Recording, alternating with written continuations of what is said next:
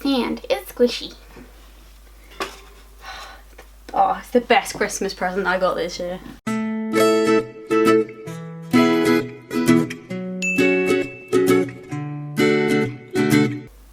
Hi there, my name is Louise and I was diagnosed with nephrotic syndrome about 3.5, almost 4 years ago. And one of the most challenging things I found about living with a chronic illness is the fact that you feel like you have absolutely no control over what's happening to you whatsoever. It is all in the hands of doctors and drugs. Medication, not, recreational.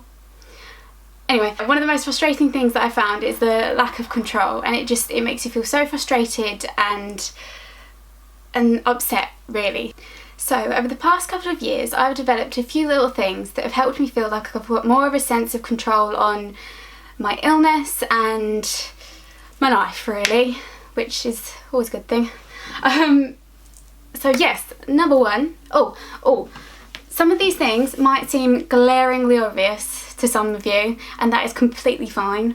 But I'm talking to like the 19-year-old me, I'm 23 now, the 19-year-old me that just got diagnosed, and I just felt like I got hit by a truck, and I had no idea how to organise my medication. I had no idea how, to organise my appointments and things like that. I hope some of these are helpful, and I hope you can use some of them.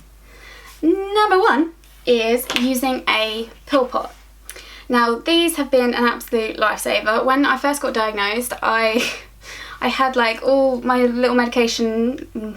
It wasn't really little medication at that point. I had all my medication in just like a giant bag, and I didn't organise it. I didn't organise it out. I didn't anything. They can come in multiple different sizes, so obviously a larger one, and these are a little bit smaller. I really like these in particular because they've got 2 different colours, so then I know which one's a morning and which one's a night, because I have to take one AM and PM.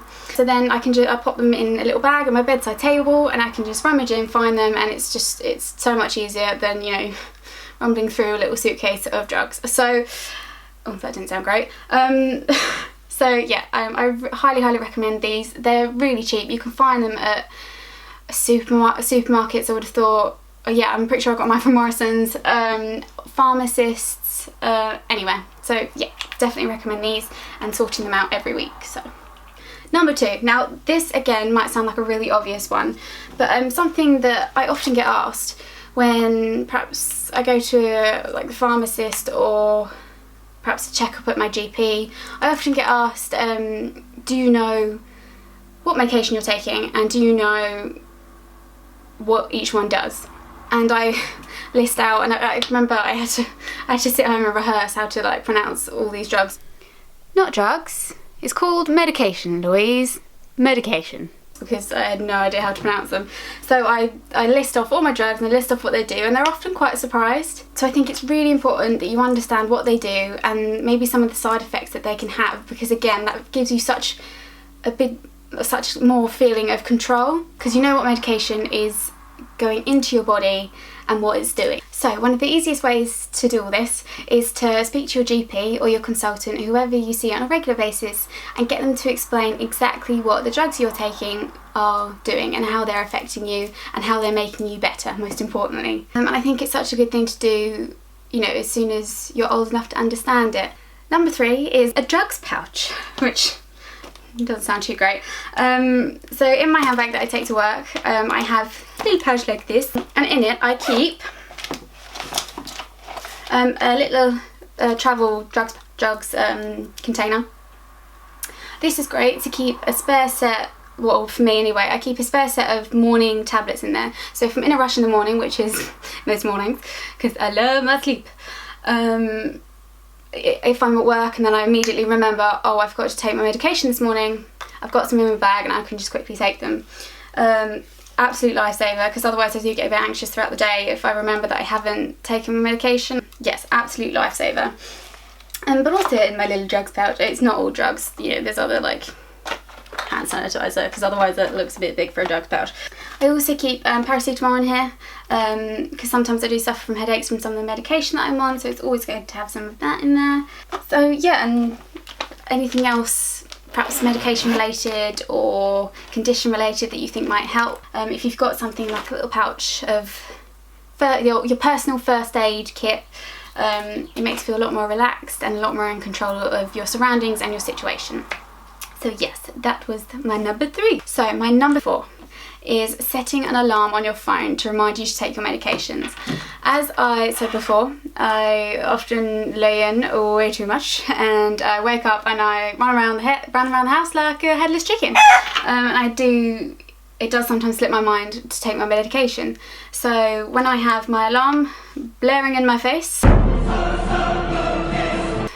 it absolutely reminds me. I set my alarm for 8 o'clock every day, and it comes up with a little reminder saying, take your medication! ! Yeah,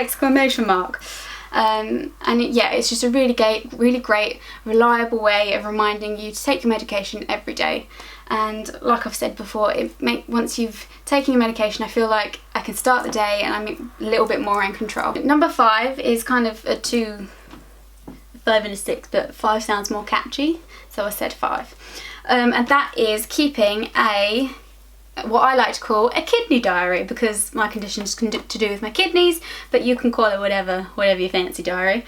And in this diary, not only do I keep like appointments and like doctor's appointments and stuff like that, but also you can keep a rundown of how you've been feeling that day. Because I don't know about you, but whenever I get, like, the second I step into the doctor's, I completely forget anything that might have been bothering me that I need to talk to them about. And when they ask me how I am, I go, yeah, I'm fine, and sit there like a Churchill nodding dog, when actually I've had like a few hiccups along the way. So perhaps at the end of every day, literally, it will just take a minute, write down just where, like, what at the end of the day, write a quick line about how you've been feeling that day. If you're feeling fine, literally you can just write fine. But maybe if you've had a headache that day, or if you've been, feeling nauseous or anything like that, pop that down. So the next time you see the doctor, like me, you're not just left there sitting saying you're fine when you've actually had problems and you want to talk to them about it. What else was to do with the diary? Because remember I said I had 6? What else? Oh, yes. Again, like I said, when I go into the doctors, I completely forget anything I ever wanted to talk to them about, ever. So I often, beforehand, I had to sit down and I'd take 5 minutes, or even like throughout the week, I will sit down and I would think what I want to ask them, or what I want to bring up. I will sit with my little notepad and perhaps think, all right, well, for the past 2 weeks I've been having a headache every morning. Why is that? Or perhaps if you want to get them to explain sort of some of the medication you're on, like I mentioned before, or maybe if you have a concern about the medication you're on, or maybe you want to ask what other forms of medication are available to you. Little things that crop up throughout the month or throughout the weeks that you really want to ask them about, but you forget once you're in there.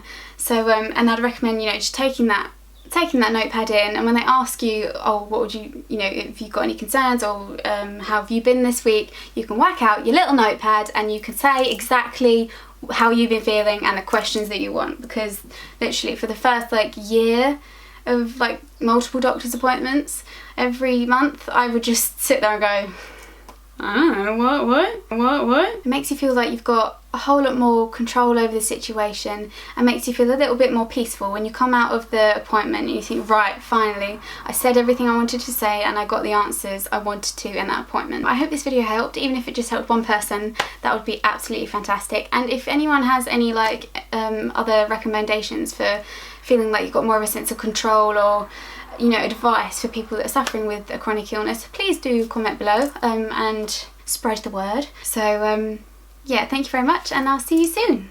Bye. Oh man, I'm so nervous filming this. I'm a sweaty, nervous person as well. It's not great. You know how some people when they're nervous, they will just sit there I will just sit there like sweating buckets, It's really not nice. Especially when you're in a doctor's waiting room. Doesn't look good. Does not look good.